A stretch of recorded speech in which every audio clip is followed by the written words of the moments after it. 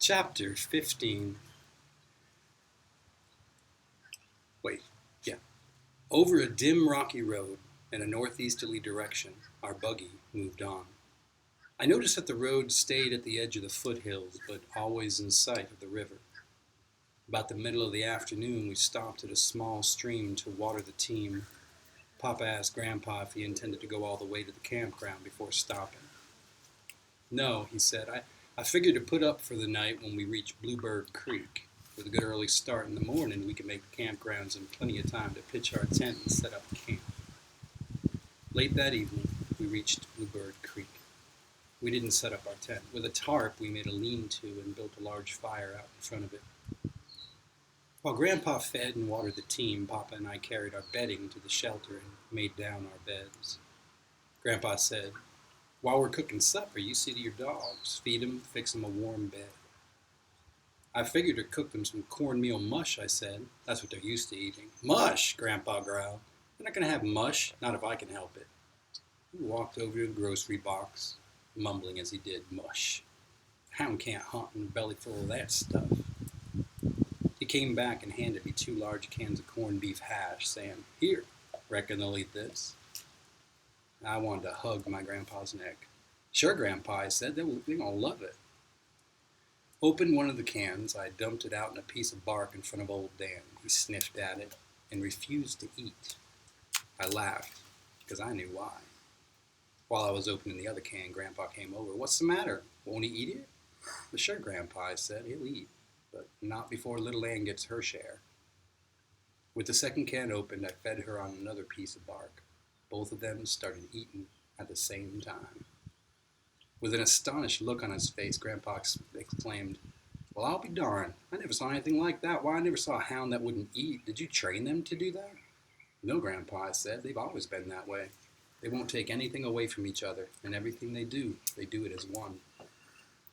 Papa had overheard our conversation. He said, "You think that's strange? You should see what I saw one day." One of the girls threw 2 cold biscuits out in the backyard to old Dan. He stood and looked at them for a bit, then picked them both up in his mouth. He trotted around the house. I followed just to see what he was going to do. He walked up in front of that doghouse, laid him down, and growled. Not like he was mad. It was a strange kind of growl. Little Ann came out of the doghouse, and each of them ate a biscuit. Now, I saw it with my own eyes. Believe me, those dogs are close to each other. Real close. After Papa had stopped talking, silence settled over the camp. Grandpa stood staring at my dogs. In a slow voice, as if he were picking his words, he said, "You know, I've always felt like there was something strange about those dogs. I don't know just what it is, and I can't exactly put my finger on it, yet I can feel it. Maybe it's just my imagination. I don't really know." Turning to my father, he said, "Did you ever notice the way they watch this boy? They see every move he makes." Pop said, "Yeah, I noticed a lot of things they've done. In fact, I could tell you a few that you would never believe. Right now, here's something you had better believe. Supper's ready." While I was helping myself to a hot Dutch oven cornbread, fried potatoes, and a fresh side of meat, Grandpa poured the coffee. Instead of 2 cups I expected to see, he set out 3 and filled them to the brim with the strong black liquid. I had never been allowed to drink coffee at home and didn't exactly know what to do.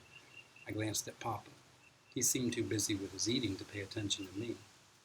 Taking the bull by the horns, I reached over and ran my finger through the cup's handle. I held my breath as I walked over and sat by a post oak stump. Nothing was said. Grandpa and Papa paid no attention to what I did. My head swelled up as big as a number 4 wash tub.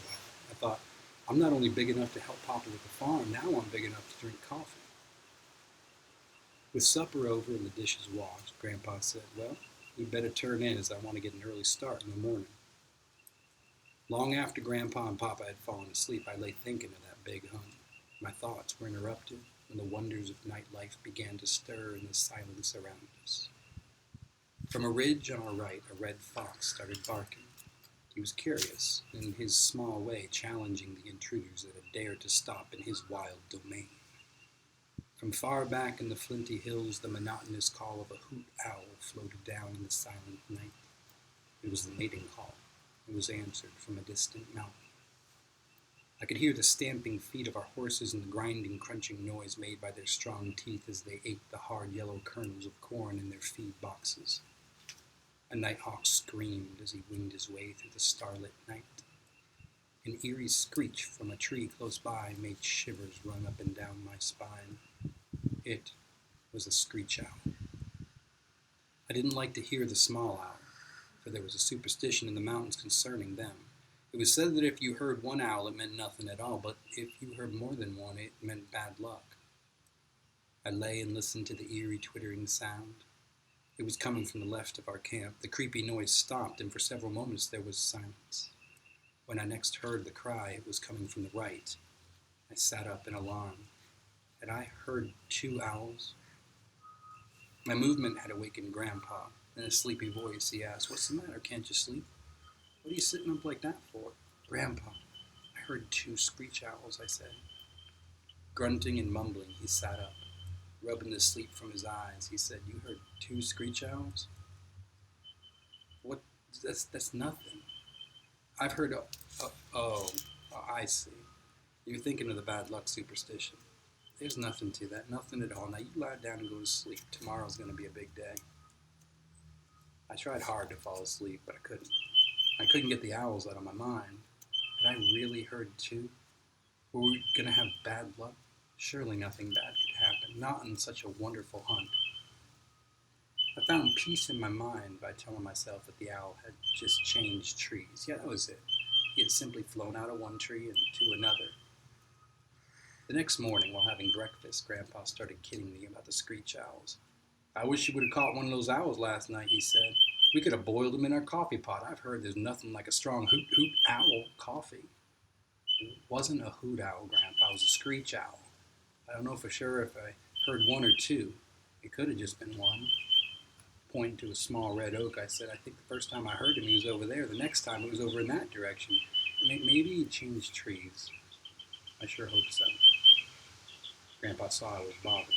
"You don't believe that hogwash superstition, do you? Bad luck? Bah, there's nothing to it." Papa laughed and said, "These mountains are full of that jinx stuff. If a man believed it all, why, he'd go crazy." The encouraging words from Papa and Grandpa helped some, but there was still some doubt. It's hard for a young boy to completely forget things like that. Breakfast over and our gear stowed back in the buggy, we left Bluebird Creek. On that day, Grandpa drove a little faster than he had in the previous one. I was glad of this, for I was anxious to reach the campground. About noon, he stopped the team. I heard him ask Papa, "Is this Black Fox Hollow?" "No," Papa said. "This is Waterfall. Black Fox is the next one over." "Why?" "Well," Grandpa said, "bless you. There's supposed to be a white flag in the mouth of Black Fox.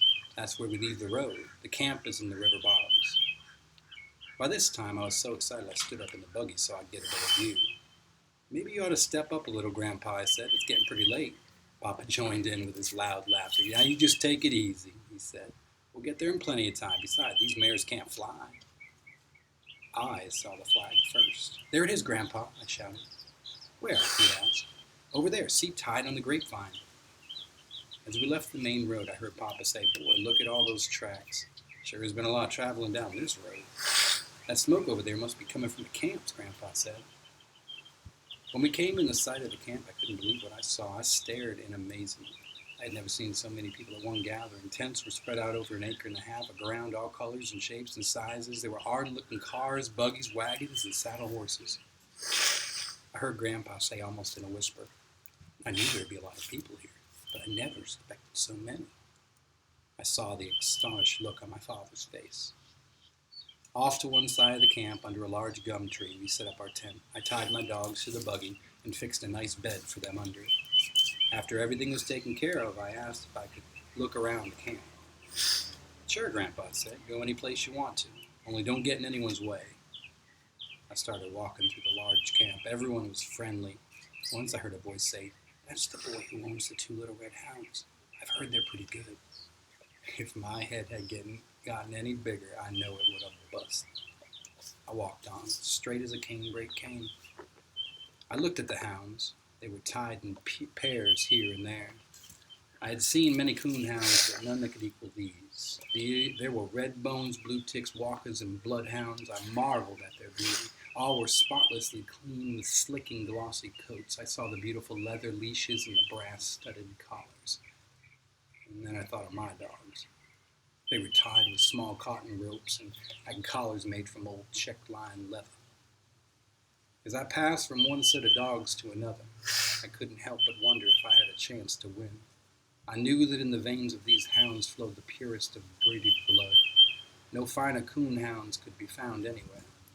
They came from the Smoky Mountains of Tennessee, the bayou country of Louisiana, the red river bottoms of Texas, and the flinty hills of the Ozarks. Walking back through the camp, I could feel the cold fingers of doubt squeezing my heart.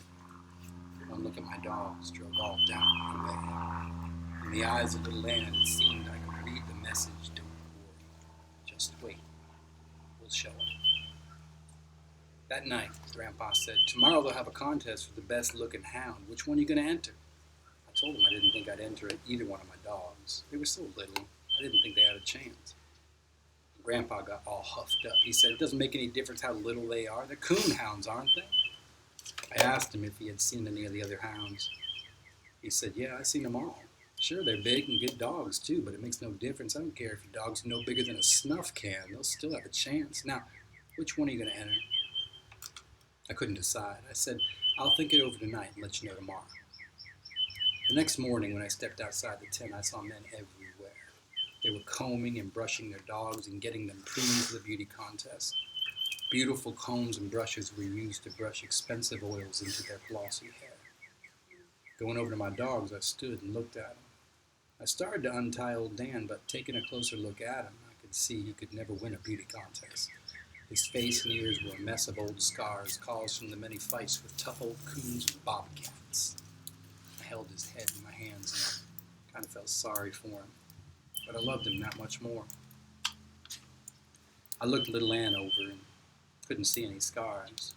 I laughed because I knew why.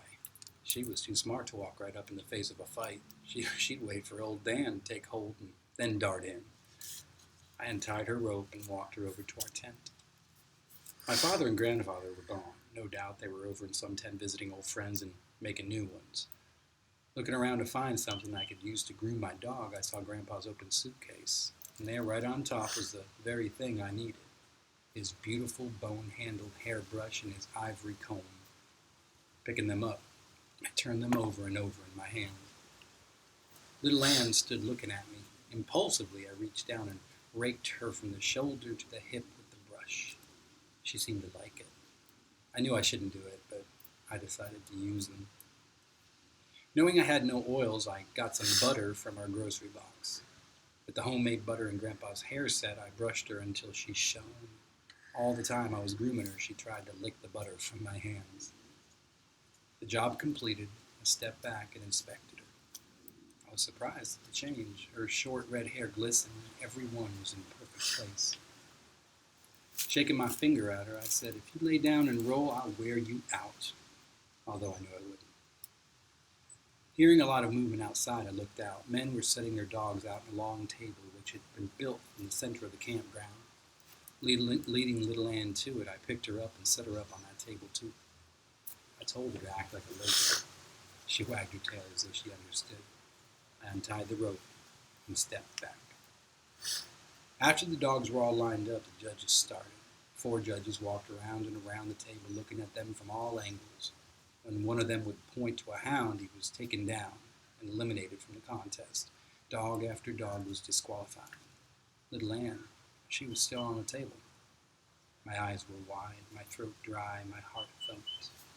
One judge stopped in front of little Ann. My heart stopped too. Reaching over, he patted her on the head. Turned to me, he asked, "Is this your dog?" I couldn't speak. I just nodded my head. He said, "Well, she's a beautiful hound." He walked on down the line. My heart started beating again. There were 8 dogs left. Little Ann was still holding her own. And then there were only 4. I was ready to cry. 2 more were taken down. Little Ann and a big Walker hound owned by a Mr. Kyle were the only ones left. The judges could be seen to make up their minds. Everyone started shouting, "Walk 'em! Walk 'em!" I didn't know what they meant. Mr. Kyle and I were told to go to one end of the table. Our dogs were placed at the other end. Mr. Kyle snapped his fingers and called to his dog. The big hound started walking toward his master. What a beautiful sight it was. He walked like a king. His body was stiff and straight, his head high in the air, his large muscles quivered and jerked under his gloss. Something went wrong. Just before he reached the end, he broke his stride, turned, and jumped down from that table. A low murmur ran through the crowd. Then it was my turn. 3 times I called Little Lamb. The words just wouldn't come out. My throat was too dry. The vocal cords refused to work, but I could snap my fingers. And that was all I needed. She started toward me. I held my breath. There was silence all around me. As graceful as any queen, with her head high in the air and her long red tail arched in a perfect rainbow, my little dog walked down that table. And with her warm gray eyes staring straight at me, on she came. Walking up to me, she laid her head on my shoulder. As I put my arms around her, the crowd exploded. During the commotion, I felt hands slapping me on the back and the words, "Congratulations," time after time. The head judge came over and made a speech, handed me a small silver cup. He said, "Congratulations, son. It was justly won." The tears, they came a-rolling. I gathered my dog up in my arms and walked over to our tent. Grandpa followed, proudly carrying that cup. That evening, the head judge stepped up to the table. He had a small box in his hand. He shouted, "Over here, men. I have some announcements to make." We all gathered around. In a loud voice, he said, "Gentlemen, the contest will start tonight. I'm sure most of you men have been in these hunts before. For those of you who haven't, I will explain the rules. Each night, 5 sets of dogs will be taken out to hunt. A judge will go along with each pair of hounds. Every morning, the judges will turn in that night's catch. The 2 hounds that tree the most coons will qualify for the championship runoff. The other 4 sets will be eliminated from the hunt. Of course, if there is a tie, both sets will qualify. On the following nights, only those hounds tying the first night's score, or getting more, will be in the runoff. Now, gentlemen, this hunt must be carried out in a sportsmanlike way. If the coon is treed where he can't be caught, such as in a bluff, it will not be counted. You must catch the coon, skin it, and turn the hide over to your judge. You are allowed to take an axe, a lantern, and a gun with birdshot, which you can use to get a coon out of a tree. 25 sets of hounds have been entered in the hunt. In this box, I have 25 cards. Everyone in the contest will now line up for the drawing. The card you draw will tell you what night your hounds are to hunt. Walking along in the line, I noticed the beautiful red coats, the caps, the soft leather boots worn by the other hunters. I felt out of place in my faded blue coveralls and old sheepskin coat and scuffed and worn shoes, but to the wonderful men, it made no difference. They treated me like a man, and even talked to me like a man. When it came my time to draw, my hand was shaking so hard I could hardly get it in the box. Pulling the card out, I saw I had drawn the 4th night. After the hunters had left, we stood around our campfires, sipping strong black coffee and listening to the baying of the hounds. Time after time, we heard the tree bark. Once, 2 hounds came close to the camp, hot on the trail. We listened to their steady bawling. All at once, they stopped. After several minutes of waiting, the hunter said, "You know what? That old coon took to the river and in some ways has fooled those dogs." Another one said, "Yes, sir, he sure has." A friendly hunter looked at me and asked, "Do you think he could have fooled your dogs?" Thinking his question over, I said, "You know, sometimes when I'm hunting away back in the mountains or down the river, I sing a little song I made up myself. One of the verses goes like this: You can swim the river, old Mr. Ringtail. You can play your tricks out one by one. It won't do any good, old Mr. Ringtail. My little land knows everyone." The hunters roared with laughter. Some slapped me on the back. Tired and sleepy, with a smile on my face, I went off to bed.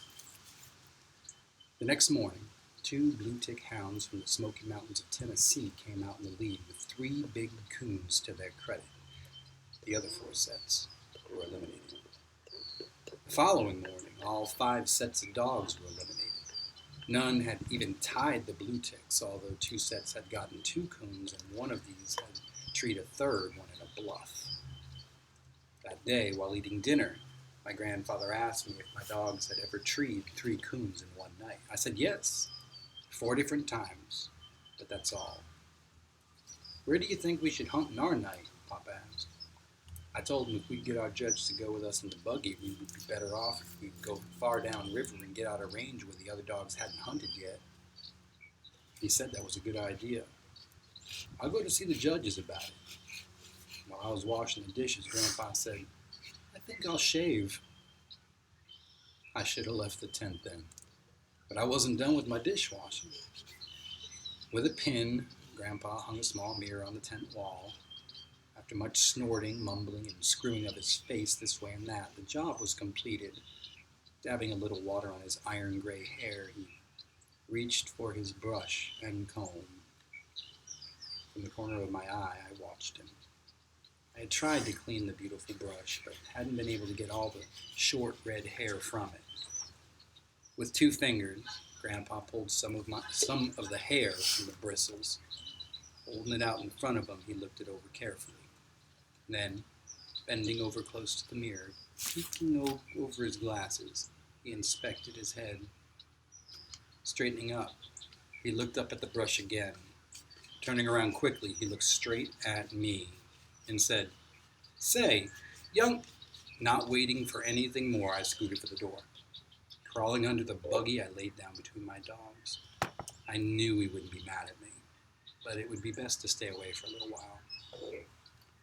The third night, the blue ticks were tied by 2 black and tan hounds from the bayou country of Louisiana. All that day I was restless. I prowled through the camp. Every little while I would go and see how old Dan and little Ann were. Once I took 2 weenies from our groceries. I heated them up and gave them to my dogs for a treat. Old Dan swallowed his down in one gulp and looked at me as if to say, Is that all? Little Ann ate hers in a ladylike way. I could have sworn I saw a small grin on her face. Grandpa was hopping around like a grasshopper, going here and there. Once passing the tent, I heard his voice. I knew he was bragging about my dogs.